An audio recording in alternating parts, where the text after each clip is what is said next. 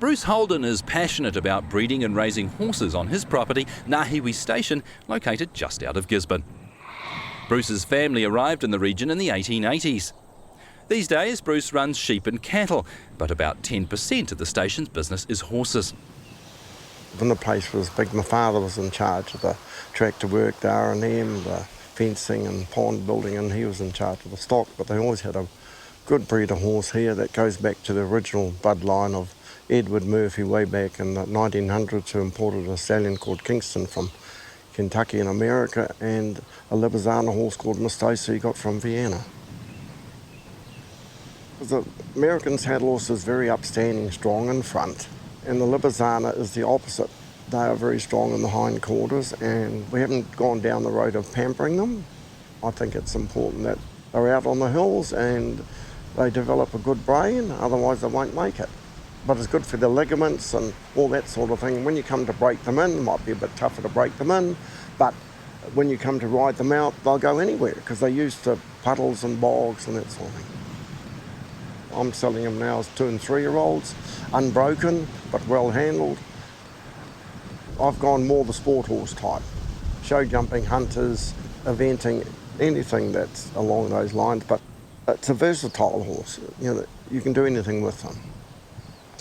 They're very gutsy horses, so if you're a person just starting out and not confident, these horses wouldn't suit them.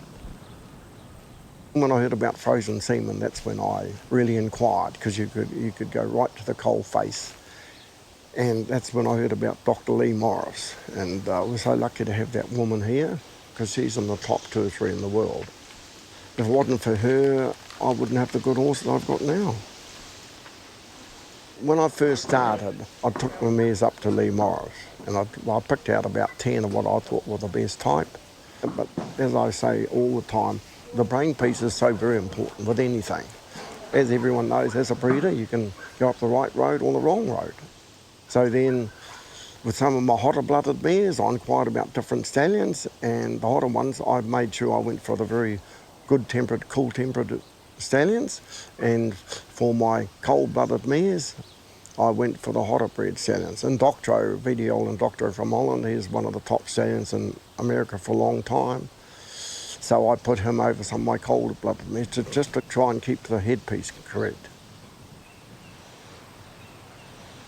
My children are interested. My eldest son, Tony, he's up the coast at Ruatoria.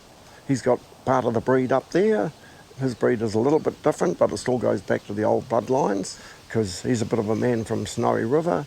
He loves his hunting and pig hunting, deer hunting and wild cattle mustering. So the type of horse up there has got to be a little bit stockier and just a little bit stronger. But the bloodlines are still there. Hasn't got too much of the frozen semen in there at the moment, but there's a mixture.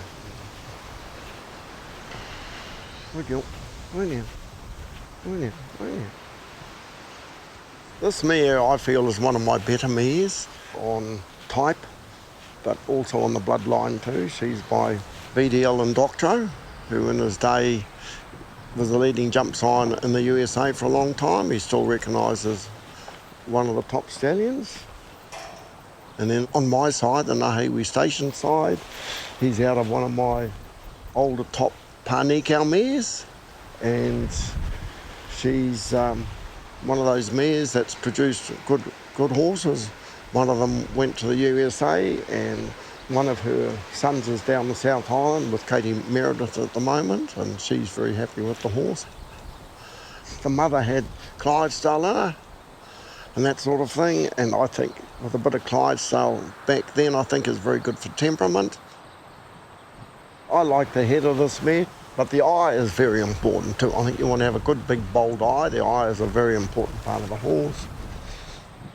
She's good on the neck and shoulder. The shoulder and the neck is very important, because the shoulder, as they say, and I agree with it a bit, if you've got a good front-ended horse, the back end will follow on. Because for show jumping, that sort of thing, you've got to have the strength in the shoulder to be able for the horses to be able to lift up and get out of it. And I think she's a good conformation type of mare. And you've got to have a good length of back, because the loins are a very important part of the ability of the horse, especially for show jumping. If you've got that length of back, the loins are good because it allows the horse to get its hind legs out behind it, or if it can't do that, to be able to twist, to try and get away from anything it might hit.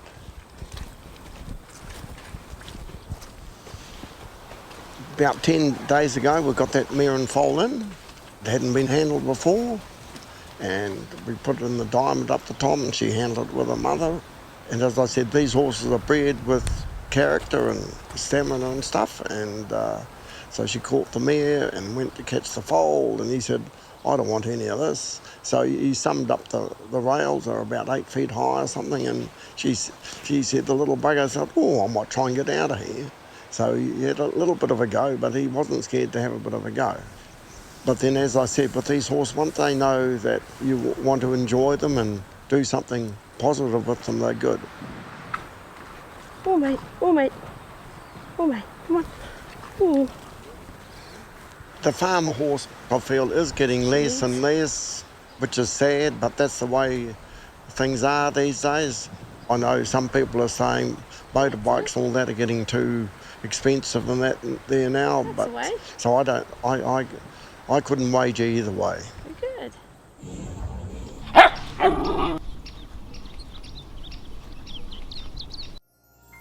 This program was made with funding from New Zealand On Air.